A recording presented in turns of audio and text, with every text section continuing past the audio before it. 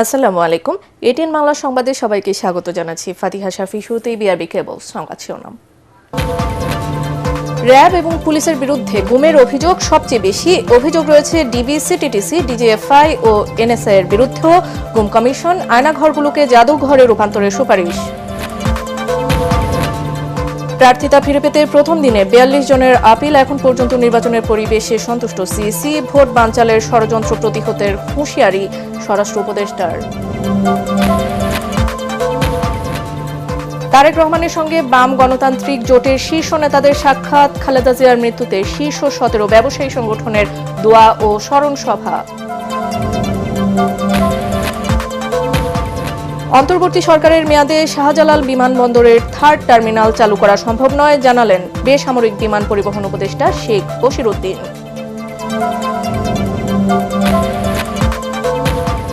স্থগিত হওয়া জগন্নাথ বিশ্ববিদ্যালয় কেন্দ্রীয় ছাত্র হল সংসদ নির্বাচন কাল। ক্যাম্পাস জুড়ে উৎসবের আমেজ।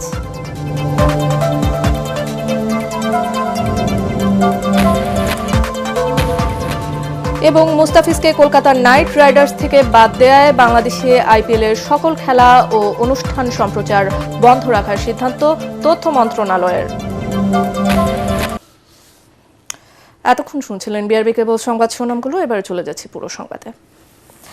বিগত ১৬ বছরে র্যাব ও পুলিশের বিরুদ্ধে গুমের অভিযোগ সবচেয়ে বেশি বলে মন্তব্য করেছেন গুম সংক্রান্ত commission of ইনকোয়ারির chairman Moinul Islam Chowdhury. গুলশানের কমিশন অফিসে এক সংবাদ সম্মেলনে তিনি বলেন, ডিবি, সিটিটিসি, ডিজিএফআই ও এনএসআই এর মতো সংস্থাও গুম ও খুনের অভিযোগ থেকে মুক্ত নয়। দেশে বলপূর্বক গুম ও মানবাধিকার লঙ্ঘনের অবসান ঘটাতে কমিশন আর্মড পুলিশ ব্যাটালিয়ন আইন ২০০৩-এর ১৩ ধারা বাতিল সহ র্যাব বিলুপ্তি ও আয়নাঘরগুলোকে জাদুঘরে রূপান্তরের পরামর্শ দিয়েছে গুম কমিশন। বিস্তারিত জানাচ্ছেন সৈয়দ রিয়াজ। গুম সংক্রান্ত কমিশন রোববার প্রধান উপদেষ্টা ডক্টর মোহাম্মদ ইউনূসের কাছে তাদের চূড়ান্ত প্রতিবেদন জমা দেন। এ উপলক্ষে রাজধানীতে আয়োজিত এক সংবাদ সম্মেলনে কমিশনের চেয়ারম্যান বলেন, ২০০৯ সালের ৬ জানুয়ারি থেকে ২৪-এর ২৫ আগস্ট পর্যন্ত ১৬ বছরে গুমের পিছনে রাজনৈতিক উদ্দেশ্য ছিল। এ সময়ের মধ্যে গুমের শিকার ৭৬৫ জনের মধ্যে বিএনপি ও এর অঙ্গ সংগঠনের নেতাকর্মীরা ৩৪% বেশি। জামাত শিবিরের নেতাকর্মীদের মধ্যে ৪.৯% এবং তৎকালীন সরকারি দল ও এর অঙ্গ সংগঠন যুবলীগের গুম হওয়া ১১ জন নেতাকর্মীরও কোনো সন্ধান পাওয়া যায়নি। কমিশনে দাখিলকৃত ১৯১৩টি অভিযোগের মধ্য হতে একাধিকবার দায়েরকৃত ২৩১টি অভিযোগ এবং যাচাই বাছাইয়ন্তে প্রাথমিক ইনকোয়ারির পর গুমের সংজ্ঞার বহির্ভূত বিবেচনায় ১১৩টি অভিযোগ বাতিল করা হয়। সংবাদ সম্মেলনে জানানো হয়, ২৫% গুমের সাথে জড়িত র্যাব, এরপরে পুলিশের অবস্থান। এছাড়াও গুমের অভিযোগ রয়েছে অন্যান্য গোয়েন্দা সংস্থার বিরুদ্ধে।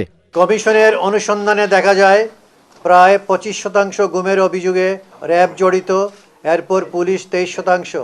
এছাড়াও ডিবি, সিটিটিসি, ডিজিএফআই ও এনএসআই ব্যাপকভাবে গুম করেছে। বহু ক্ষেত্রে সাদা পোশাকধারী বা প্রশাসনের লোক পরিচয়ে অপহরণ করা হয়েছে। বিতর্কিত সংস্থা বিলুপ্ত সহ ওই সময়কার কিছু আইন বাতিল ও সংশোধন না হলে আরও গুম খুনের মতো ঘটনা ঘটার আশঙ্কা রয়েছে। র্যাপিড অ্যাকশন ব্যাটালিয়ন বিলুপ্তিকরণ, আভ্যন্তরীণ আইনশৃঙ্খলা রক্ষার দায়িত্ব থেকে সশস্ত্র বাহিনীকে প্রত্যাহার, সন্ত্রাস বিরোধী আইন ২০০৯ বাতিল বা মৌলিক সংশোধন, সমাজভিত্তিক প্রতিরোধমূলক সন্ত্রাস বিরোধী নীতি প্রণয়ন, আর্ম পুলিশ ব্যাটালিয়ন আইন ২০০৩-এর ১৩ ধারা বাতিল। গুম খুনের মতো লোমহর্ষক মানবাধিকার লঙ্ঘন নিয়ন্ত্রণে আইন শৃঙ্খলা বাহিনীর জন্য বাধ্যতামূলক মানবাধিকার প্রশিক্ষণ, ভুক্তভোগী কেন্দ্রিক ন্যায় বিচার, ক্ষতিপূরণ ও পুনর্বাসন নিশ্চিত করারও পরামর্শ দেন কমিশন চেয়ারম্যান। ধন্যবাদ জি। সৈয়দ রিয়াজ, এটিএন বাংলা, ঢাকা। পরিবেশ সন্তোষজনক দাবি করে অবাধ ও সুষ্ঠু নির্বাচন করার ব্যাপারে আশাবাদী প্রধান নির্বাচন কমিশনার এএমএম নাসিরউদ্দিন। নির্বাচন কমিশনের রিটার্নিং কর্মকর্তার সিদ্ধান্তের বিরুদ্ধে সংক্ষুব্ধ প্রার্থীদের আপিল গ্রহণের বুথ পরিদর্শনকালে একথা বলেন তিনি। মনোনয়নপত্র জমা দিতে গিয়ে স্থানীয় প্রভাবশালীদের তোপের মুখে পড়ার অভিযোগ করেছেন কেউ কেউ। এসব অভিযোগ আমলে নেওয়ার আশ্বাস দিয়েছেন নির্বাচন কমিশন সচিব আক্তার আহমেদ। মিজান শাহজাহানের রিপোর্ট। সোমবার সকাল 10টা থেকে নির্বাচন কমিশনে শুরু হয় রিটার্নিং কর্মকর্তা কর্তৃক বাতিল হওয়া প্রার্থীদের আপিল আবেদন গ্রহণ। এটি চলবে 9 জানুয়ারি বিকেল 5টা পর্যন্ত। মনোনয়ন বাতিল বা স্থগিত হওয়াদের পাশাপাশি রিটার্নিং কর্মকর্তা কর্তৃক বৈধ হওয়া প্রার্থীর বিরুদ্ধেও আপিল করতে পারবেন সংক্ষুব্ধ ব্যক্তি। প্রধান নির্বাচন কমিশনার সহ 4 কমিশনারের উপস্থিতিতে 10 জানুয়ারি থেকে 18 জানুয়ারি পর্যন্ত আপিল শুনানি অনুষ্ঠিত হবে। সেখানে আরও উপস্থিত থাকবেন সংশ্লিষ্ট রিটার্নিং কর্মকর্তা বা তার প্রতিনিধি। ইসির রায়ে সংক্ষুব্ধ হলে আপিল করা যাবে হাইকোর্টে। It will all be over ইনশাআল্লাহ। আমরা এখনো কনভিন্সড যে আমরা একদম একটা ফেয়ার এন্ড ক্রেডিবল ইলেকশন ইনশাআল্লাহ দিতে পারব। আপিল জমা দেওয়ার জন্য সারা দেশকে 10টি অঞ্চলে ভাগ করে আলাদা বুথ বসানো হয়েছে। এগুলো হলো ঢাকা, চট্টগ্রাম, রাজশাহী, রংপুর, খুলনা, বরিশাল, সিলেট, ফরিদপুর, কুমিল্লা ও ময়মনসিংহ। 1% ভোটারের স্বাক্ষরে গরমিল থাকায় বাতিল হয়েছে অনেক স্বতন্ত্র প্রার্থীর মনোনয়ন। এই যে 1% মোট ভোটারের স্বাক্ষর দিতে হবে, এটা একটা স্বৈরাচারী চিন্তাভাবনা। 10 জনের মধ্যে ওনারা 7 জনকে পেয়েছেন, বাকি 3 জনকে ওনারা পাননি। এইটার কারণে আমাদেরকে এই নমিনেশন বাতিল করেছে। বিকেল 3টার দিকে রাজশাহী বুথে আসেন আলোচিত ইউটিউবার হিরো আলম। নির্ধারিত সময়ের 2 মিনিট পর যাওয়ায় তার মনোনয়ন জমা নেননি রিটার্নিং কর্মকর্তা। নির্বাচন কমিশন এখানে থেকে বলতেছে এখানে তাদের কোনো হাত নাই, এটা পুরোটা আমাকে কোর্টে আগে সাবমিট করতে হবে। আমি যেহেতু জমা দিতে পারিনি। হামলার শিকার হওয়ার অভিযোগ আছে রাজবাড়ী 2 আসনে মনোনয়ন বাতিল হওয়া স্বতন্ত্র প্রার্থী সোহেল মোল্লার। It's a total failure, complete failure. এই ইলেকশন কমিশনের অধীনে কোনো নির্বাচন সুষ্ঠু হওয়া সম্ভব না বলে আমি মনে করি। কোনো প্রার্থী মনোনয়ন জমা দেওয়ার সময় বাধা বা হামলার শিকার হয়ে থাকলে তাও শুনানিতে আমলে নেওয়া হবে বলে জানিয়েছেন নির্বাচন কমিশন সচিব আক্তার আহমেদ। বিভিন্ন কারণে বিভিন্ন মানুষ সংক্ষুব্ধ হতে পারে, সে সংক্ষুব্ধের কারণটা তো ওনারা এখানে উল্লেখ করেই আপিল করবেন, সেটা পর্যালোচনা করা হবে। বাছাইয়ে মনোনয়ন বাতিল হওয়া হেভিওয়েট নেতাদের মধ্যে আছেন বগুড়ায় মাহমুদুর রহমান মান্না, চট্টগ্রামে ব্যারিস্টার আনিসুল ইসলাম মাহমুদ, কক্সবাজারে হামিদুর রহমান আজাদ, বরিশালে সর্দার শারফুদ্দিন আহমেদ শান্টু ও ঢাকায় ডাক্তার তাসনিম জারা। তাদের মধ্যে তাসনিম জারা আপিল করে বলেন, প্রার্থিতা ফিরে পেতে শেষ সময় পর্যন্ত আইনি লড়াই চালিয়ে যাবেন তিনি। যারা স্বাক্ষর করেছেন এই প্রায় 5000 মানুষ, এত অল্প সময়ে ওনারা চান আমি যাতে নির্বাচনে কন্টেস্ট করতে পারি। সংশ্লিষ্ট রিটার্নিং কর্মকর্তার কার্যালয় থেকে সার্টিফাইড কপি উঠিয়ে নির্বাচন কমিশনে আসা এবং আইনজীবীর সাথে পরামর্শ করাটা একটি সময় সাপেক্ষ ব্যাপার। এই কারণে আরও যে 4 দিন সময় আছে সে সময়ের মধ্যেই বাকিরা আপিল করবেন বলে আমরা জানতে পেরেছি। মিজান শাহজাহান, এটিএন বাংলা, নির্বাচন কমিশন, ঢাকা। 12 ফেব্রুয়ারি নির্বাচন করতে অটল সরকার। ভোট বানচালের ষড়যন্ত্র কঠোরভাবে প্রতিহত করা হবে বলে জানালেন স্বরাষ্ট্র উপদেষ্টা জাহাঙ্গীর আলম চৌধুরী। সচিবালয়ে আইন শৃঙ্খলা সংক্রান্ত উপদেষ্টা কমিটির বৈঠক শেষে তিনি আরও বলেন, ভোটের দিন নিরাপত্তা নিশ্চিতে সব ধরনের ব্যবস্থা নেওয়া হয়েছে। প্রচারণায় রাস্তায় সমাবেশ করা যাবে না। এ সময় স্বরাষ্ট্র সচিব জানান, 7 জানুয়ারির মধ্যেই ওসমান হাদি হত্যা মামলার চার্জশিট দেওয়া হবে। রিপোর্টে জানাচ্ছেন মাহবুব কবির চপল। তীব্র শীতের মধ্যেও ভোটের উত্তাপ ছড়াচ্ছে সারা দেশে। চলছে মনোনয়ন যাচাই বাছাই। যাদের বৈধ হয়েছে তারা অনানুষ্ঠানিক প্রচারণা শুরু করেছেন। এত কিছুর পরও 12 ফেব্রুয়ারি ভোট হবে কিনা তা নিয়ে সংশয় আছে অনেকের। সরকারও মনে করছে ভোট বানচালের ষড়যন্ত্র চলছে। এসব বিষয়ে চুলচেরা বিশ্লেষণ হয়েছে আইনশৃঙ্খলা সংক্রান্ত উপদেষ্টা কমিটির বৈঠকেও। পরে স্বরাষ্ট্র উপদেষ্টা জানান, ঘোষিত সময়ে নির্বাচন করতে সব ধরনের প্রস্তুতি চলছে। আসন্ন নির্বাচনকে কেন্দ্র করে আইন শৃঙ্খলা পরিস্থিতি যেন কোনোভাবেই বিঘ্নিত না হয় সেই বিষয়ে আমরা সর্বোচ্চ গুরুত্ব আরোপ করছি। সব বাহিনীকে সমন্বিতভাবে মাঠ পর্যায়ে আরও সক্রিয়ভাবে কাজ করার নির্দেশনা দেওয়া হয়েছে। বর্তমান অন্তর্বর্তীকালীন সরকার যথাসময়ে নির্বাচন অনুষ্ঠানে অটল। যারা নির্বাচন বানচাল চেষ্টা করবেন তারা ব্যর্থ হবে। এই বিষয়ে আইন শৃঙ্খলা বাহিনীগুলোকে আরও কঠোর হওয়ার নির্দেশ দেওয়া হয়েছে। তিনি জানান, নির্বাচন কেন্দ্র করে গুজব কিংবা সামাজিক যোগাযোগ মাধ্যমে উস্কানি ছড়ালে কঠোর ব্যবস্থা নেওয়া হবে। প্রচারণার সময় জনভোগান্তি করলে তাৎক্ষণিক ব্যবস্থা নেবে পুলিশ। এবারে জাতীয় সংসদ নির্বাচনে আইন শৃঙ্খলা বাহিনীর সদস্যরা আইন শৃঙ্খলা পরিস্থিতি অবনতি ঘটানোর বা বাধাগ্রস্ত করার যে কোনো চেষ্টা প্রতিরোধ ও আইন শৃঙ্খলা নিয়ন্ত্রণে ভোট কেন্দ্রে যে কোনো সময় যে কোনো স্থানে প্রবেশ করতে পারবেন। সবাই সিদ্ধান্ত নেওয়া হয়েছে যে রাস্তাঘাট বন্ধ করে জনদুর্ভোগ সৃষ্টি করা যাবে না, তাহলে আইন শৃঙ্খলা বাহিনী তাৎক্ষণিকভাবে যথাযথ ব্যবস্থা গ্রহণ করবে। উপদেষ্টা জানান, ওসমান হাদি হত্যাকাণ্ডের দ্রুত ন্যায় বিচার নিশ্চিত করা হবে। বুধবারের মধ্যেই দেয়া হবে চার্জশিট। হাদি হত্যা মামলার চার্জশিট 7 তারিখের ভিতরে অবশ্যই ইনশাআল্লাহ আমরা দিয়ে দেব। এর চূড়ান্ত প্রস্তুত হয়ে গেছে, ফাইনাল আমরা দেখাশোনা করে নিচ্ছি জিনিসটা। মামলাটি দ্রুত বিচার ট্রাইব্যুনাল স্থানান্তর করার সিদ্ধান্ত নেওয়া হয়েছে এবং অন্তর্বর্তীকালীন সরকারের মেয়াদে এই হত্যাকাণ্ডের ন্যায় বিচার নিশ্চিত করা হবে বলে আমরা আশা করি। তবে মূল আসামি ফয়সাল করিমকে গ্রেফতারের বিষয়ে কোনো প্রশ্নের উত্তর দেননি তারা। মাহবুব কবির, চপল, ATN বাংলা, ঢাকা। সমস্ত জানতে পারবেন আপনারা। ৭১-এর মহান মুক্তিযুদ্ধ বাংলাদেশের মূল ভিত্তি, এটিকে বাদ দিলে এদেশের অস্তিত্ব থাকে না বলে মন্তব্য করেছেন বিএনপির ভারপ্রাপ্ত চেয়ারম্যান তারেক রহমান।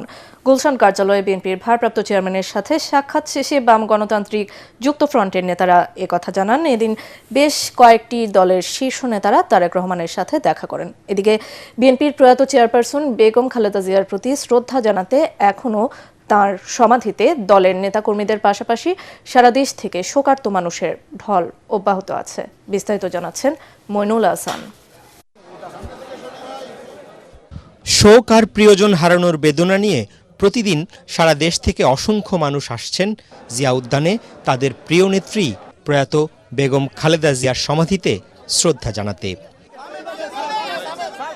বেগম জিয়ার চলে যাওয়ার 1 সপ্তাহ পার হলেও সমাধি ঘিরে শোকার্ত মানুষের ঢল অব্যাহত আছে। সারা দেশ থেকে বিএনপি নেতাকর্মীদের পাশাপাশি সাধারণ মানুষ ফুল নিয়ে আসছেন সাবেক এই প্রধানমন্ত্রীর প্রতি শ্রদ্ধা জানাতে। বিশ্বের বিভিন্ন দেশে থাকা প্রবাসীরাও মৃত্যুর খবর শুনে দেশে এসে সামিল হচ্ছেন শ্রদ্ধা জানানোর মিছিলে। দেশটাতে বেগম খালেদা জিয়ার প্রতি শ্রদ্ধা জানিয়ে সকল ঘরে ঘরে ওনার দোয়া মাহফিল চলছে। বাংলাদেশের স্বাধীনতা সার্বভৌমত্বের পতাকা যতদিন উড্ডীন থাকবে ততদিন দেশনেত্রী বেগম খালেদা জিয়াকে এদেশের মানুষ স্মরণে রাখবে। সোমবার বিএনপি নীতি নির্ধারণী ফোরামের 2 নেতা বেগম জিয়ার সমাধিতে শ্রদ্ধা নিবেদন শেষে জানান, গণতন্ত্র জনগণের অধিকার আদায়ের সংগ্রামে নিজের জীবন উৎসর্গ করে গেছেন আপসহীন নেত্রী। বাংলাদেশ বেগম খালেদা জিয়াকে হারিয়ে বাংলাদেশ জনগণের অভিভাবক হারিয়েছে। এদিকে বেগম জিয়ার মৃত্যুতে গুলশান কার্যালয়ে খোলা শোক বইয়ে স্বাক্ষর করতে আসেন বাম গণতান্ত্রিক যুক্তফ্রন্ট, গণসংহতি আন্দোলন সহ বেশ কয়েকটি রাজনৈতিক দল ও জোটের শীর্ষ নেতারা। পরে বিএনপির ভারপ্রাপ্ত চেয়ারম্যান তারেক রহমানের সাথে সাক্ষাতে নেতারা পরিবারের প্রতি সমবেদনাও জানান। পলিটিক্যাল কালচার, রাজনৈতিক যে একটা সহনশীলতা, ফিলোসফিক্যাল টলারেন্স সেটা থাকে, সেটা একটা গণতন্ত্রের জন্য সেটাই একটা সৌন্দর্য। বাংলাদেশের কে যারা অস্বীকার করবে তারা আসলে বাংলাদেশের রাজনীতিতে জনগণ কর্তৃক গৃহীত হবে না বলে আমরা মনে করি। ফলে বাংলাদেশকে যারা স্বীকার করেন, বাংলাদেশের সংগ্রামকে যারা স্বীকার করেন, বাংলাদেশের জনগণ তাকেই বেছে নেবে। এবং জনাব তারেক রহমান বিএনপির পক্ষ থেকে তারা সেই ধারণ করার জায়গাগুলো, তাদের যে অঙ্গীকার সেটা পুনর্ব্যক্ত করেছেন। তারা এও জানান, মতপার্থক্য থাকলেও ব্যক্তি বা দলীয় স্বার্থের ঊর্ধ্বে উঠে দেশের স্বার্থে সবাইকে একসাথে কাজ করতে হবে। মইনুল হাসান, ATN বাংলা, ঢাকা। সাবেক প্রধানমন্ত্রী বেগম খালেদা জিয়ার মৃত্যুতে দোয়া ও স্মরণ সভার আয়োজন করেছে দেশের শীর্ষ 17 ব্যবসায়ী সংগঠন। এ সময় অর্থনৈতিক গণতন্ত্রায়নে বেগম জিয়ার অবদান তুলে ধরেন ব্যবসায়ীরা। বিএনপি মহাসচিব মির্জা ফখরুল ইসলাম আলমগীর বলেন, বিগত সরকারের অত্যাচার নির্যাতনে গুরুতর অসুস্থ হয়ে মারা যান বেগম খালেদা জিয়া। বাংলাদেশকে পিছিয়ে নিয়ে যাওয়ার চক্রান্ত চলছে, নতুন বাংলাদেশ করতে সবাইকে সজাগ থাকার আহ্বান জানান তিনি। তরিক ইসলামের রিপোর্ট। সাবেক 3 বারের প্রধানমন্ত্রী ও বিএনপি চেয়ারপারসন বেগম খালেদা জিয়ার মৃত্যুতে স্মরণসভা ও দোয়া মাহফিলের আয়োজন করে international chamber of commerce ICC। অনুষ্ঠানে অংশ নেয় দেশের শীর্ষ ব্যবসায়ী সংগঠনের নেতারা। বিকেনের পক্ষ থেকে আমি গভীর শ্রদ্ধা এবং জ্ঞাপন করছি। এই সময় দেশের সামগ্রিক অর্থনৈতিক উন্নয়নে বিএনপি চেয়ারপারসন বেগম খালেদা জিয়ার অবদান স্মরণ করেন ব্যবসায়ীরা। বাংলাদেশের পোশাক শিল্পের যে প্রসার, সেটাই বিএনপির দায়িত্বকালেই কিন্তু শুরুটা হয়েছিল। ওনার পরিবারের প্রতি আমাদের যে আমরা ঋণী, যিনি বাংলাদেশের গণতন্ত্র, জাতীয় উন্নয়ন এবং জনগণের অধিকার প্রতিষ্ঠার আন্দোলনে এক গুরুত্বপূর্ণ ভূমিকা রেখে গেছেন। দেশের অর্থনৈতিক উন্নয়ন ও দেশের অর্থনীতিকে গণতান্ত্রিক করতে বেগম খালেদা জিয়া কাজ করেছেন বলে জানান বিএনপির সিনিয়র নেতারা। দেশনেত্রী বেগম খালেদা জিয়া ছিলেন ব্যবসা বান্ধব, এদেশে মুক্তবাজার অর্থনীতি যেটা সূচনা করেছিলেন শহীদ প্রেসিডেন্ট জিয়া রহমান, এটা পরবর্তীতে সামনের দিকে এগিয়ে নিয়ে গিয়েছিলেন বেগম খালেদা জিয়া। এই দেশ কোথায় যাবে, কোন দিকে, কোন ডিরেকশনে যাবে, 31 দফার সংস্কার করে গেছেন। তখন উনি আসলে ভিশন 2030 করে গেছেন। ভিশন 2030 পরে আমরা পরবর্তীতে তারেক রহমান সাহেব সহ মিলে ওনার নেতৃত্ব, তারেক রহমান সাহেবের নেতৃত্বে 31 দফায়। আর বিএনপি মহাসচিব মির্জা ফখরুল ইসলাম আলমগীর বলেন, বাংলাদেশকে পিছিয়ে নিয়ে যাওয়ার চক্রান্ত চলছে। বেগম জিয়ার রেখে যাওয়া কাজ সমাপ্ত করতে হবে বলেও জানান তিনি। বাংলাদেশকে একটা গণতান্ত্রিক রাষ্ট্র হিসাবে প্রতিষ্ঠা করতে তার যে অবদান, সে অবদানকে কখনোই অস্বীকার করা যাবে না। তিনি কষ্ট করেছেন, জেলে গেছেন। শেষ মুহূর্তে তিনি যখন মিথ্যা মামলায় সাজাপ্রাপ্ত হয়ে জেলে যান, তখন তিনি সুস্থ ছিলেন। তাকে যে প্রকোষ্ঠে আবদ্ধ রাখা হয়েছিল সেটি ছিল একটা অ্যাবান্ডেন্ট একটা ঘর। পরিস্থিতি খসে পড়ছিল, সেখানে প্লাস্টার সব খসে যাচ্ছিল, ইঁদুর দৌড়াদৌড়ি করতো। সেখানে এই দেশনেত্রী বেগম খালেদা জিয়াকে 2 বছর বিনা চিকিৎসা রাখা হয়েছে, যার ফলে তিনি অসুস্থ হন। সে অসুস্থই আজকে থেকে এই পরিণতিতে নিয়ে গেছে। স্মরণ সভা শেষে বেগম খালেদা জিয়া ও তার পরিবারের জন্য বিশেষ দোয়া ও মোনাজাত অনুষ্ঠিত হয়। তরিক ইসলাম, এটিএন বাংলা, ঢাকা। ভারতীয় আধিপত্যবাদ ও দেশে সন্ত্রাস, দুর্নীতি ও লুটতরাজের বিরুদ্ধে ইনসাফ ভিত্তিক বাংলাদেশ করার কথা জানিয়েছেন জাতীয় নাগরিক পার্টি এনসিপির মুখ্য সমন্বয়ক নাসির উদ্দিন পাটোয়ারি। ওসমান হাদির হত্যার বিচার ও খুনিদের গ্রেফতারের দাবিতে ঢাকা বিশ্ববিদ্যালয়ের রাজু ভাস্কর্যের সামনে সকালে বিক্ষোভ কর্মসূচিতে তিনি একথা বলেন। এ সময় নাসির উদ্দিন পাটোয়ারি অভিযোগ করেন, আসন্ন জাতীয় সংসদ নির্বাচন ঘিরে আইন শৃঙ্খলা বাহিনীর আচরণ প্রশ্নবিদ্ধ। বিএনপি আওয়ামী লীগের দেখানো ফ্যাসিবাদের পথেই হাঁটছে বলেও অভিযোগ করেন তিনি। আজাদির জোট, আরেকটি হলো গোলামির জোট, যেখানে আমাদের সংস্কৃতির পরাধীনতা রয়েছে, অর্থনৈতিক পরাধীনতা রয়েছে, রাজনৈতিক পরাধীনতা রয়েছে। এবং সেখানে আমরা দেখতে পেলাম অনেক লুটতরাজ, যারা আমাদের দেশের টাকা বিদেশে পাচার করেছিল, যারা আমাদের পকেটের টাকা কেটে জনগণের সাথে অন্যায় করেছিল, তারা বিভিন্ন অফিসে গিয়ে সেজদা দেওয়া শুরু দিয়েছে। বর্তমান তারেক রহমান উনি বাংলাদেশে এসেছেন, উনি যে ধরনের শোডাউনগুলো দিয়ে যাচ্ছেন, এগুলো নিয়ে ইলেকশন কমিশন চুপ রয়েছে। অন্তর্বর্তী সরকারের মেয়াদে হযরত শাহজালাল আন্তর্জাতিক বিমানবন্দরের 3rd টার্মিনাল চালু করা যাবে না বলে জানালেন বিমান উপদেষ্টা শেখ বশিরউদ্দিন। সব কাজ শেষ না হওয়ায় পরবর্তী সরকার এটি চালু করবে বলেও জানান তিনি। সচিবালয়ে বেসামরিক বিমান চলাচল ও ট্রাভেল এজেন্সি নিবন্ধন ও নিয়ন্ত্রণ অধ্যাদেশ উপলক্ষে সংবাদ সম্মেলনে এসব তথ্য জানান তিনি। তিনি বলেন, এই অধ্যাদেশের ফলে বিমান সেবার মান বাড়বে, কমবে টিকিট সিন্ডিকেটের দৌরাত্ম্য। টার্মিনাল চালু করার জন্য প্রাণান্ত চেষ্টা ছিল। আমি নিজে ব্যক্তিগতভাবে জাপানিজ ভাইস মিনিস্টারের সাথে মিটিং করেছি, আমরা দর কষাকষি করেছি, আমরা চেষ্টা করেছি, বাট আমাদের প্রচেষ্টা সম্ভবত সফল হয়নি। সো আমরা এটার যে পদ্ধতিগত যে প্রয়োজনগুলো রয়েছে পরবর্তী কর্মকাণ্ডের জন্য, সেই পদ্ধতিগত প্রয়োজনগুলোকে আমরা সচল করার পদ্ধতিতে বর্তমানে নিয়োজিত আছি এবং পরবর্তী সরকার এই বিষয়ে সিদ্ধান্ত নেবে। তবে বিমানের যে যাত্রীর হয়রানি, এর যে যাত্রীর অভিজ্ঞতার উন্নয়ন, এটা একটা চলমান প্রক্রিয়া, এই প্রক্রিয়া চালু আছে। 24 জুলাই গণ অভ্যুত্থানে নিহত 8 শহীদদের পরিচয় শনাক্ত করে পরিবারের কাছে তাদের কবর বুঝিয়ে দিয়েছে সিআইডি।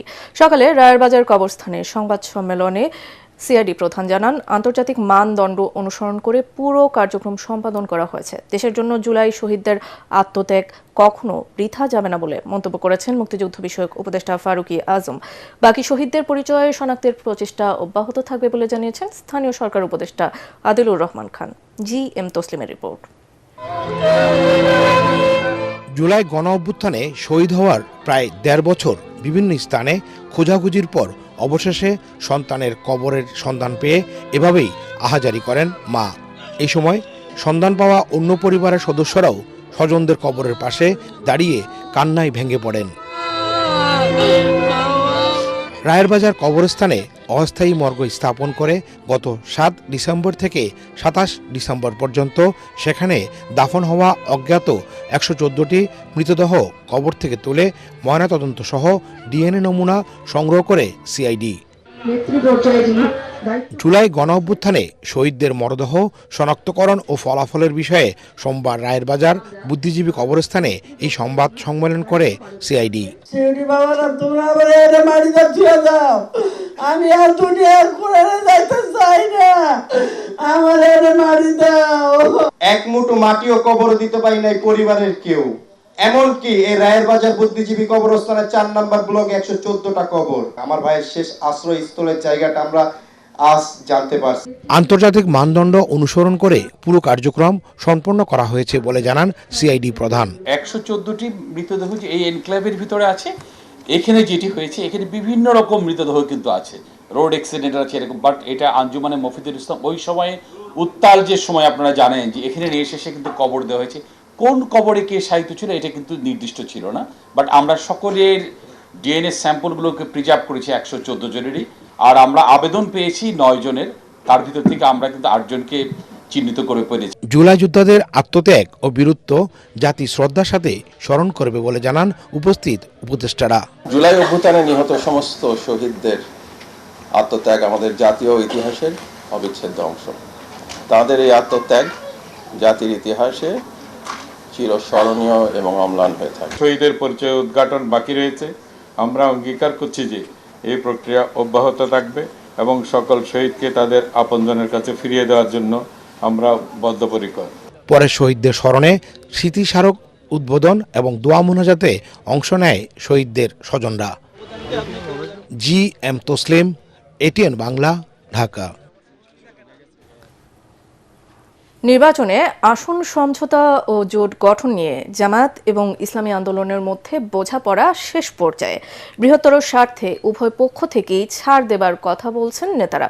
শিগগিরই জোটের পক্ষ থেকে প্রতি আসনে একক প্রার্থীর চূড়ান্ত তালিকা ঘোষণা করা হবে বলেও নিশ্চিত করেন তারা। ঐক্যবদ্ধভাবে আগামী নির্বাচনে অংশ নিলে এই জোট ভালো ফল করবে বলেও জানান দল দুটির শীর্ষ নেতারা।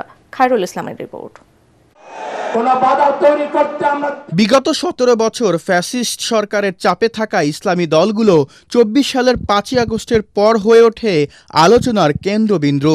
মহাসমাবেশের মাধ্যমে নিজেদের শক্তিমত্তা জানান দেন ইসলামপন্থী দলগুলো। আসন্ন জাতীয় সংসদ নির্বাচনে তাদের ভোট এক বাক্সে আনতে বেশ কয়েকটি দল নিয়ে জোট করে তারা। প্রথমে ৮ দল, পরে ১০ এবং সবশেষ আনুষ্ঠানিকভাবে ১১ দলের নির্বাচনী জোটের ঘোষণা দেয় জামায়াত, ইসলামী আন্দোলন সহ অন্যান্যরা। যদিও এভাবে একত্রিত হওয়াকে জোট না বলে নির্বাচনী সমঝোতা বলছেন তারা। ৩০০ আসনেই জোটের পক্ষ থেকে একক প্রার্থী দেবার ঘোষণা থাকলেও এখনো অবধি তা সম্ভব হয়নি। মনোনয়ন জমাদানের শেষ দিনেও বেশিরভাগ আসনেই দলগুলোর একাধিক প্রার্থী নিজেদের মনোনয়ন জমা দেন, যার প্রেক্ষিতে শুরু হয়েছিল টানাপোড়েন। আলোচনার মাধ্যমে দুই দলের মধ্যকার টানাপোড়েনের বরফ গলতে শুরু করেছে। শীঘ্রই জোটের পক্ষ থেকে চূড়ান্ত প্রার্থী তালিকা ঘোষণা করা হবে বলে জানান দল দুটির শীর্ষ নেতারা। আমাদের মধ্যে কিছু আলোচনা করেছি, আমাদের যে টিম কাজ করছেন ওনারাও তাদের সাথে যোগাযোগ রাখছেন। আমাদের ধারণা এটা ২-৩ দিনের মধ্যে তো এটা ফাইনাল হয়ে যাবে। সর্বোচ্চ চেষ্টা করছি যে স্ব অবস্থান থেকে প্রয়োজনীয় ছাড় দিয়ে হলেও ঐক্যটাকে ধরে রাখা এবং আসন সমঝোতাটাকে যাতে সবাই মেনে নেন, এই ধরনের একটা সিদ্ধান্তে পৌঁছার চেষ্টা করা হচ্ছে। ইসলামী আন্দোলন তো এটাকে সূচনাই করেছে। ইসলামী আন্দোলন থাকবে না এই কথাটা তো আসলে আমাদের ভিত্তিহীন। এবং যারা বলে আমরা মনে করি নিজেদের তরফ থেকে নতুন এক প্রশ্ন ছুড়ে দিয়েছে। ইসলামকে প্রতিষ্ঠিত করার ভিত্তিতে কল্যাণ রাষ্ট্র কায়েম করার জন্য, জুলুম, নির্যাতন, অবিচার, ধর্ষণ মুক্ত এক দেশ গড়ার জন্য, চাঁদা মুক্ত এক দেশ গড়ার জন্য জোট করেছে। এই টানাপোড়েনের পুনরাবৃত্তি ঠেকাতে উভয় দলকে ছাড় দেবার মানসিকতা রাখতে হবে বলে জানান তারা। যখন আমরা অ্যালায়েন্স করব তখন যে কোনো কাজ সবাই সম্মতিত হওয়া উচিত, একই সাথে হওয়া উচিত, সিদ্ধান্ত অনুযায়ী হওয়া উচিত। আমরা সবাই একই সাথে আন্দোলন করেছি, কর্মসূচি দিয়েছি, আমরা একই লক্ষ্যে কাজ করে যাচ্ছি। আমরা পরস্পরের প্রতি সম্মান এবং শ্রদ্ধা বোঝার জায়গা থেকে আমরা কাজগুলো করছি আর কি। ঐক্যবদ্ধ থাকলে 11 দলীয় জোট আগামী নির্বাচনে ভালো ফল করবে এমনটি প্রত্যাশা তাদের। খায়রুল ইসলাম, এটিএন বাংলা, ঢাকা। স্থগিত হওয়া জগন্নাথ বিশ্ববিদ্যালয় কেন্দ্রীয় ছাত্র ও হল সংসদ নির্বাচনের ভোট গ্রহণকাল তফসিল অনুযায়ী প্রচারণা বন্ধ থাকলেও উৎসব মুখর পরিবেশ বিরাজ করছে ক্যাম্পাসে। তবে নির্বাচন নিরপেক্ষ হবে কিনা তা নিয়ে সংশয় জানিয়েছে ঐক্য নির্ভীক জবিয়ান প্যানেল। তাদের অভিযোগ, আগে থেকেই ব্যালট পেপারে সিল মারা হয়েছে। বিশ্ববিদ্যালয়ের কর্তৃপক্ষ বলছে ঝামেলা এড়াতে পর্যাপ্ত পরিমাণ বুথ তৈরি করা হয়েছে এবং প্রার্থী ও শিক্ষার্থী ছাড়া কাউকে ক্যাম্পাসে ঢুকতে দেওয়া হবে না। সকাল 8:30টায় ভোট গ্রহণ শুরু হয়ে তা চলবে বেলা 3টা পর্যন্ত। বিস্তারিত জানাচ্ছেন জামিল হাসান শান্ত। পুরান ঢাকার ঐতিহ্যবাহী শিক্ষা প্রতিষ্ঠান জগন্নাথ কলেজ বিশ্ববিদ্যালয়ে রূপান্তর হয় 2005 সালে। এর 2 দশক পেরিয়ে গেলেও ছাত্র সংসদ নির্বাচন হয়নি। এই শিক্ষা প্রতিষ্ঠানে প্রথম ছাত্র সংসদ নির্বাচন অনুষ্ঠিত হতে যাচ্ছে মঙ্গলবার। ছাত্রদল সমর্থিত নির্ভীক জবিয়ান, শিবির সমর্থিত অদম্য জবিয়ান ঐক্য, বামুরচর মাওলানা ভাসানী ব্রিগেড ও ছাত্র শক্তি সমর্থিত ঐক্যবদ্ধ জবিয়ান প্যানেল স্বতন্ত্র মিলে 21টি পদে মোট প্রার্থী 157 জন। এছাড়াও একমাত্র ছাত্রীনিবাস নব ফয়জুল নেসা ছাত্রী হলের 13 পদে ভোট করছে 33 জন প্রার্থী। ভোট গ্রহণ চলবে সকাল 8:30 থেকে বেলা 3টা পর্যন্ত। নিজ নিজ বিভাগের নির্ধারিত বুথে ভোট দেবেন শিক্ষার্থীরা। ক্যাম্পাস ঘুরে দেখা গেছে তফসিল অনুযায়ী প্রচারণা বন্ধ থাকলেও নির্বাচনী উৎসব বিরাজ করছে। যদি তারা একটা দাবি পূরণ করে, আমার সম্পূরক বৃত্তি চাই। আমরা চাই যেন ওয়াশরুমগুলো ক্লিন থাকে। মেন সমস্যা হচ্ছে আমাদের হল নাই। প্রার্থীরা ব্যস্ত নিজেদের কৌশল নিরাপনে, তবে আচরণবিধি লঙ্ঘনেরও অভিযোগ করছেন কেউ কেউ। নিয়ম অনুযায়ী 15,000 টাকা খরচ করতে পারবে, বাট বাস্তবতা হচ্ছে এক একটা প্যানেল কয়েক কোটি টাকা খরচ করেছে। লাস্ট কয়েকদিন থেকে প্রতি রাতে বারবিকিউ পার্টি চলছে এবং সেখানে বিভিন্ন প্যানেল থেকে ফান্ডিং করছে। অন্যদিকে আগে থেকেই ব্যালট পেপারে সিল মারা হয়েছে বলে দাবি করছে ঐক্য নির্ভীক জবিয়ান প্যানেল।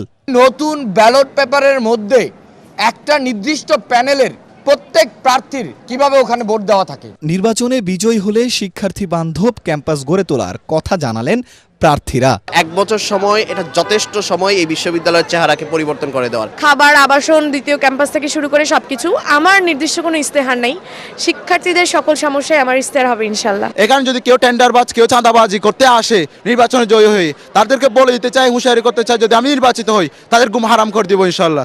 অবাধ ও নিরপেক্ষ নির্বাচন অনুষ্ঠানে প্রয়োজনীয় পদক্ষেপ নেওয়ার কথা জানিয়েছেন বিশ্ববিদ্যালয় কর্তৃপক্ষ। গ্যাদারিং যাতে সৃষ্টি না হয়, এজন্য আমরা প্রায় 38টি কেন্দ্রে আমরা ভোট নেওয়ার ব্যবস্থা করেছি এবং ভোটগুলো নেবেন সংশ্লিষ্ট ডিপার্টমেন্টের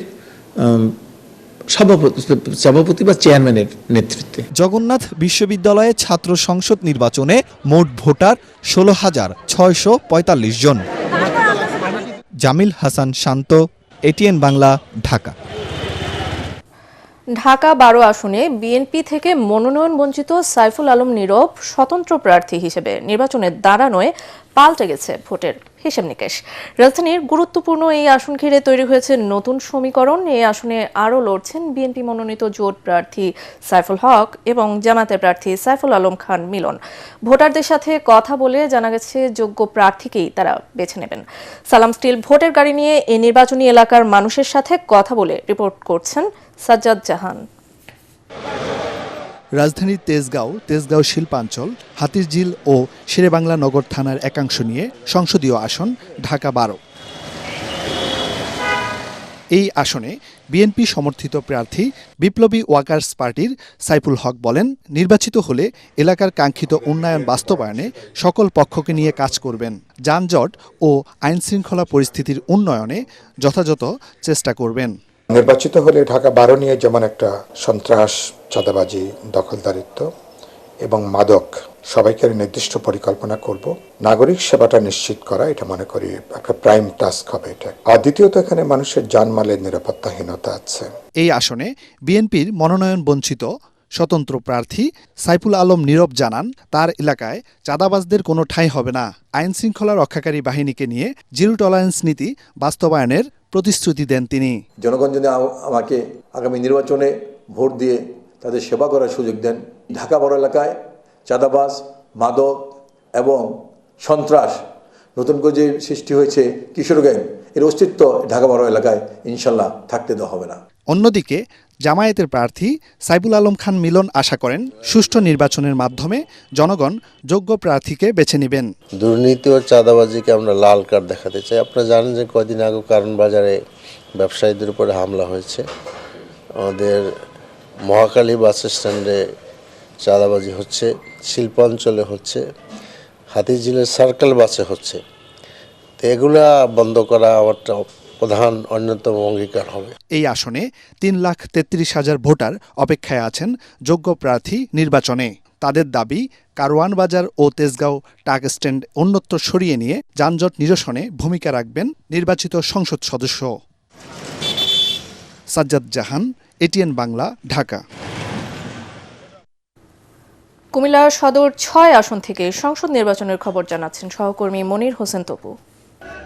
সালাম স্টিল ভোটের গাড়ি নিয়ে আমি এখন আছি কুমিল্লা সিটি কর্পোরেশন, ক্যান্টনমেন্ট এবং কুমিল্লা সদর দক্ষিণ নিয়ে গঠিত কুমিল্লা 6 আসনে।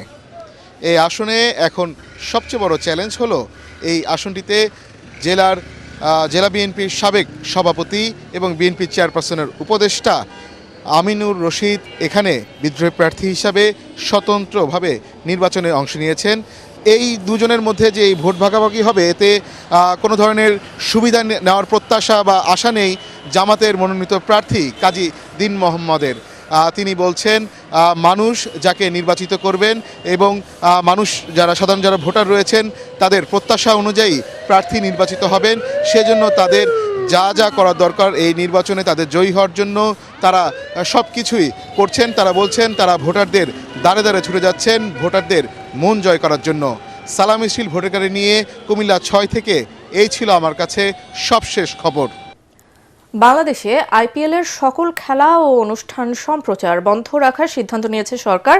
এ বিষয়ে প্রয়োজনীয় নির্দেশ দিয়ে প্রজ্ঞাপন জারি করেছে তথ্য ও সম্প্রচার মন্ত্রণালয়। আগামী 26শে মার্চ আইপিএল শুরু হওয়ার কথা। ভারতীয় ক্রিকেট বোর্ডের নির্দেশে বাংলাদেশের তারকা ক্রিকেটার মুস্তাফিজুর রহমানকে কলকাতা নাইট রাইডার্স দল থেকে বাদ দেওয়ায় দুদেশ এখন মুখোমুখি অবস্থানে। পরাগার মানের রিপোর্ট। আসন্ন ইন্ডিয়ান প্রিমিয়ার লিগ আইপিএল থেকে বাংলাদেশ ক্রিকেট দলের পেসার মুস্তাফিজুর রহমানকে অহেতুক বাদ দেওয়ার কারণে ভারতের সমালোচনা মুখর সবাই। মুস্তাফিজ ইস্যুর জের ধরে গতকালই বাংলাদেশ ক্রিকেট বোর্ড জানিয়েছিল টি-20 বিশ্বকাপে অংশ নিতে ভারত যাবে না। ম্যাচগুলো অন্য কোথাও সরানোর জন্য আইসিসির কাছে আবেদন করেছে বিসিবি। এমন সাহসী সিদ্ধান্তে অবাক ভারতীয় গণমাধ্যম থেকে সাধারণ মানুষ। এবার আরও বড় সিদ্ধান্ত নিয়েছে বাংলাদেশ তথ্য ও সম্প্রচার মন্ত্রণালয়। পরবর্তী নির্দেশ না দেয়া পর্যন্ত আইপিএল খেলা এবং খেলাকেন্দ্রিক সকল অনুষ্ঠান সম্প্রচার বন্ধ রাখার নির্দেশ দিয়েছে তারা। আমরা তো দু দেশের ক্রিকেট তো এটা বাইল্যাটারাল সিরিজ যেগুলো হবে, বিশ্বকাপে খেলা হবে, এগুলো একটা ব্যাপার, আর বিশ্বকাপে খেলতে যাওয়া আর সিকিউরিটি আরেকটা ব্যাপার। সো আমরা আপাতত বিশ্বকাপের যে ব্যাপারটা আছে সেটা নিয়ে আমরা চিন্তা করছি। আমরা তো জানি না কি ফিডব্যাক আসবে, তবে আমরা যে ক্লজগুলো দিয়েছি সেগুলো উইদিন দি এমপিওর মধ্যেই আছে। 2016 সালে আইপিএলে অভিষেক হয় মুস্তাফিজের। অভিষেক মৌসুমে 16 ম্যাচে 17 উইকেট নিয়ে সানরাইজার্স হায়দ্রাবাদের শিরোপা জয়ে ভূমিকা রাখেন তিনি। তাছাড়া আইপিএলের ইতিহাসে প্রথম বিদেশি ক্রিকেটার হিসেবে উদীয়মান খেলোয়াড় পুরস্কারও জেতেন। কলকাতা নাইট রাইডার্স ছিল মুস্তাফিজের ষষ্ঠ দল। নিলামে তারা মুস্তাফিজকে 12 কোটি 37 লাখ টাকায় দলে নেয়। সম্প্রতি বাংলাদেশ ভারত টানাপোড়েনে হিন্দুত্ববাদী সংগঠনগুলো মুস্তাফিজকে দলে নেয়ার ব্যাপারে আপত্তি জানায়। তাতে তাকে দল থেকে বাদ দিতে কলকাতাকে নির্দেশ দেয় BCCI. So there it is. এদিকে বাংলাদেশের ম্যাচ সরানোর আবেদন আইসিসিও বেশ গুরুত্বের সঙ্গে নিয়েছে। টাইগারদের ম্যাচ শ্রীলঙ্কায় সরে যাওয়ার সম্ভাবনা রয়েছে বলে জানা যায়, তবে এখনো পর্যন্ত আইসিসি কিছুই জানায়নি। পরাগ আরমান, এটিএন বাংলা। সার, হিমাগার ও ন্যায্য মূল্য না পাওয়ায় আলু উৎপাদনের উর্বর ভূমি মুন্সিগঞ্জের কৃষকদের দৈন্যদশা। চাষাবাদের আগ্রহ হারানো কৃষকরা আগামী জাতীয় নির্বাচনকে ঘিরে দুর্দশা কাটিয়ে ভাগ্য বদলের নতুন স্বপ্ন দেখছেন। এদিকে প্রথমে মনোনয়ন বঞ্চিত হলেও পরে দলের চূড়ান্ত মনোনয়ন পেয়ে উচ্ছ্বসিত বিএনপি প্রার্থী আব্দুস সালাম। নানা প্রতিশ্রুতি দিয়ে ভোটারদের কাছে দোয়া চাইছেন জামাতের প্রার্থী এবিএম ফজলুল করিম। মুন্সিগঞ্জ 2 আসন থেকে ফিরে নির্বাচনের খবর জানাচ্ছেন মুশফিকুর রহমান। নদীনালা খালবিলে ঘেরা লৌহজং এবং টঙ্গিবাড়ি উপজেলা নিয়ে গঠিত মুন্সিগঞ্জ 2 আসন। কৃষির সাথে এই জনপদের নারীর সম্পর্ক। নির্বাচন আসে, জনপ্রতিনিধিরা ছোটেন ভোটারদের দ্বারে দ্বারে। তবে ভাগ্যের পরিবর্তন হয় না ঢাকার অতি নিকটে এই জেলার কৃষক, জেলেসহ খেটে খাওয়া মানুষের। ওষুধপাতি, সার, ইউরিয়া এলে দাম কমাইতে হবে। ন্যায্য মূল্য পাইলে হারা বউ বাচ্চা নিয়ে হারা ঠিক মতো শান্তি আলে খাইতে পারবো। মুন্সিগঞ্জ 2 আসনে ধানের শীষের প্রার্থী বদল নিয়ে ভোটে কোনো প্রভাব পড়বে কিনা তা নিয়ে আছে নানা আলোচনা। আমরা শুধু শহীদ জিয়ার আদর্শকেই ধারণ করি, এখানে আমাদের কোনো বিভেদ নেই। জনাব মিজানুর রহমান সিনহা এবং অ্যাডভোকেট আব্দুল সালাম, এই 2 আসনের জন্য তারা দুজনে একজন রত্ন। আমাদের প্রার্থী কি নিয়ে আমরা সামাজিক অনুষ্ঠানে আমরা গিয়েছি, জনগণ ব্যাপকভাবে আমাদেরকে সমাদৃত করেছে। এদিকে প্রাথমিক বিবেচনায় বাদ পড়লেও পরে কাঙ্ক্ষিত ধানের শীষের টিকিট পেয়ে উচ্ছ্বসিত আব্দুল সালাম আজাদ। নানা সামাজিক অনুষ্ঠানে যোগ দিয়ে ভোটারদের দোয়া ও ভালোবাসা কুড়াচ্ছেন তিনি। আমি আশা করব যে সিনহা সাহেব দ্রুত সুস্থ হয়ে আমাদের মাঝে ফিরে আসবে। আমি এবং সিনহা সাহেব দুজনে মিলেই আমাদের জনগণের কাছে নির্বাচনের বার্তা নিয়ে যাব। এদিকে নেতাকর্মীদের নিয়ে নির্বাচনী প্রস্তুতিতে ব্যস্ত সময় পার করছেন জামাতের প্রার্থী অধ্যাপক এবিএম ফজলুল করিম। এলাকার সন্তানদের ঢাকায় যাতে যেতে না হয়, এখানেই যেন মেডিকেল কলেজে পড়তে পারে, এখানে যেন বিশ্ববিদ্যালয়ে পড়তে পারে, ইনশাআল্লাহ তার ব্যবস্থা করা হবে। তবে শুধু আশ্বাস নয়, মুন্সিগঞ্জ 2 আসনের মানুষের আর্থসামাজিক উন্নয়নে কাজ করবেন প্রার্থীরা, এমনটাই চাওয়া ভোটারদের। কৃষির সাথে মুন্সিগঞ্জের এই জনপদের সম্পর্ক আদিকাল থেকেই।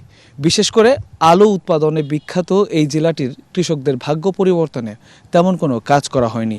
কমেছে কৃষি জমির পরিমাণ, বেড়েছে মাদক এবং ভূমিদস্যুদের দৌরাত্ম্য। তবুও নতুন করে আশায় বুক বাঁধছেন এই ভোটাররা। তারা ভাবছেন মুন্সিগঞ্জের মানুষের ভাগ্য পরিবর্তনে কাজ করবে এমন একজন জনপ্রতিনিধিকে নির্বাচিত করবেন তারা। মুশফিকুর রহমান, এটিএন বাংলা, মুন্সিগঞ্জ। কক্সবাজার 296 আসনে আছেন সহকর্মী আলিয়াসগর ইমন, সেখান থেকে জানাচ্ছেন নির্বাচনী হালচাল। সালাম স্টিল ভোটের গাড়ি নিয়ে আমি চলে এসেছি কক্সবাজার 3 নির্বাচনী আসনে, আর আমি এখন দাঁড়িয়ে আছি কক্সবাজার সুগন্ধা বিচে। এই পুরো এরিয়ার মোট ভোটার 4,89,000-এর কিছু বেশি। এখানকার স্থানীয় মানুষদের সাথে কথা বলবো এবং জানবো কেমন চলছে এখানকার নির্বাচনী আয়োজন, নির্বাচনের হালচাল। চলুন আমার সাথে। সবাই নির্বাচন নিয়ে জড়িত আছে। তখন আপনার এই চাই আমরা নির্বাচন করার পরে যে দেশটা সুন্দরভাবে চলতে পারে, জনগণ যে সুন্দরভাবে চলতে পারে। কক্সবাজার জেলার মধ্যে আপনার মনে করেন অনেক টুরিস্ট আসতেছে, তাদেরকে যেন হরিণ না হয়। একটা ফবিপাটি সুন্দর দুর্নীতিমুক্ত দেশ দেখতে চাই। এটা আসলে দেশে সম্ভব কিনা জানি না, তারপর আমরা আশা রাখি এবার হয়তো বা দেশে কিছু পরিবর্তন আসতে পারে ইনশাল্লাহ। এটি একটি টুরিস্ট এরিয়া এবং স্থানীয় মানুষজন সাধারণত ব্যবসায়ী, তাই তারা এমন সরকার চান যারা ব্যবসায়ীদের কথা ভাববে এবং টুরিস্টদের জন্য যা যা করণীয় তাই করবে। সালাম স্টিল ভোটের গাড়ি নিয়ে আছি কক্সবাজার 3 আসনে, যে কোনো মুহূর্তে পৌঁছে যাব আপনার এরিয়ায়। আমাদের সাথে থাকুন। এবার অর্থ সংবাদ।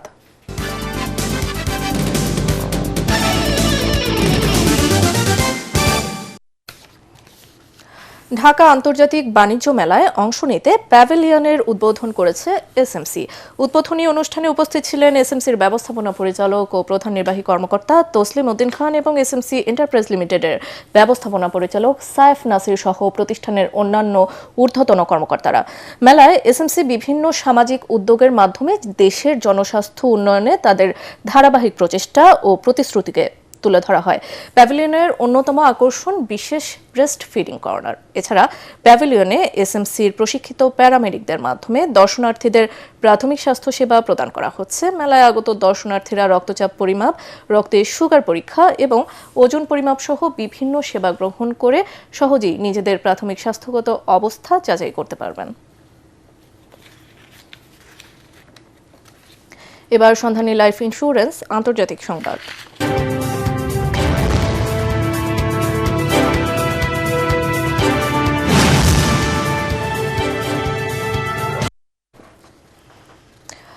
ভেনেজুয়েলার প্রেসিডেন্ট নিকোলাস মাদুরোকে আটকের পর এবার কলম্বিয়ার প্রেসিডেন্ট গুস্তাভো পেত্রোকে উৎখাতের হুমকি দিলেন মার্কিন প্রেসিডেন্ট ডোনাল্ড ট্রাম্প। এছাড়া কিউবার সরকারও শিগগিরই পতনের মুখে পড়তে পারে বলেও সতর্ক করেছেন তিনি। গভীর রাতে এয়ারফোর্স ওয়ানের সাংবাদিকদের সঙ্গে কথোপকথনে কলম্বিয়ার বিরুদ্ধে সম্ভাব্য সামরিক অভিযানের ইঙ্গিত দিয়েছেন ট্রাম্প।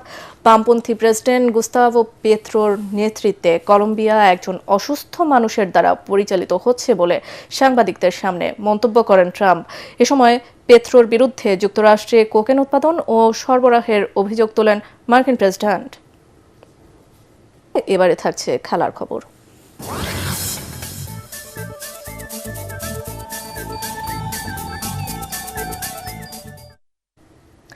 প্রথমবার বাংলাদেশ প্রিমিয়ার লিগ বিপিএল-এ অংশ নেওয়া নোয়াখালী এক্সপ্রেস মোটেই সুবিধা করতে পারছে না। টানা 4 হারে পয়েন্ট টেবিলের একেবারে তলানিতে এখন ফ্র্যাঞ্চাইজিটি। সিলেটে আজ দিনের প্রথম ম্যাচে নোয়াখালীকে 6 উইকেটে পরাজিত করে জয়ে ফিরল সিলেট টাইটান্স। টসে জিতে ব্যাটিংয়ে নেমে নাসুম আহমেদের ঘূর্ণি বলে মাত্র 61 রানে অল আউট হয় নোয়াখালী। 4 ওভার বল করে মাত্র 7 রানের খরচায় 5 উইকেট তুলে নিয়ে নোয়াখালীর ধস নামান নাসুম আহমেদ জবাবে মামুলি টার্গেটে নেমে 4 উইকেটে 62 রান তুলে 68 বল হাতে রেখেই জয় নিশ্চিত করে সিলেট টাইটান্স।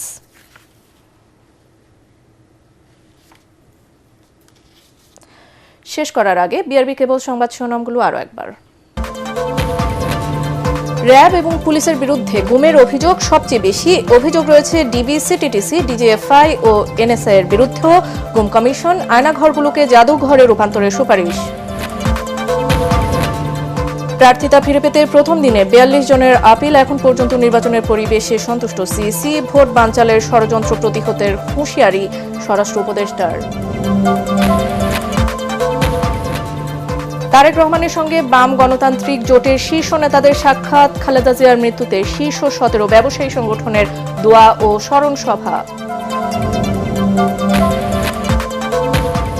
অন্তর্বর্তী সরকারের মেয়াদে শাহজালাল বিমানবন্দরের 3rd টার্মিনাল চালু করা সম্ভব নয় জানালেন বেসামরিক বিমান পরিবহন উপদেষ্টা শেখ বশিরউদ্দিন।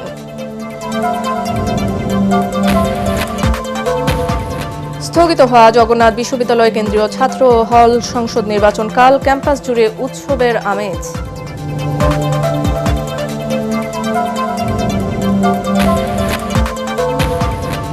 এবং মুস্তাফিজকে কলকাতার নাইট রাইডার্স থেকে বাদ দেয়ায় বাংলাদেশে আইপিএল-এর সকল খেলা ও অনুষ্ঠান সম্প্রচার বন্ধ রাখার সিদ্ধান্ত তথ্য মন্ত্রণালয়ের। পরবর্তী সংবাদ দেখার আমন্ত্রণ জানিয়ে এখনকার মতো শেষ করছি। এটিএন বাংলা সংবাদ ইউটিউবে দেখতে ব্রাউজ করুন youtube/ATN বাংলা নিউজ। ধন্যবাদ সবাইকে।